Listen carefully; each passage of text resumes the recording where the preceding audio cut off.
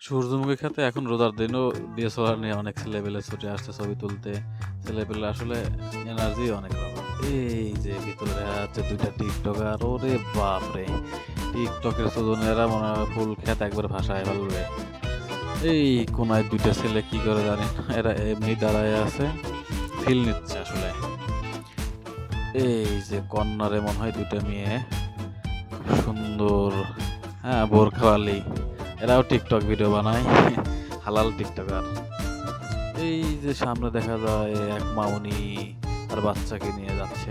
এদের ফুল দেখা শেষ, বাড়ির দিকে যাবে, ইফতার করবে। সূর্যমুখী ক্ষেত আসলে ২ পাশে ২ টা আছে। তো এই তো সামনে কিছু লোকজন দেখা যাচ্ছে যারা সূর্যমুখী ক্ষেত মাত্র দেখে আসলো। আবার কিছু ছেলেপেলে সামনের দিকে যাচ্ছে।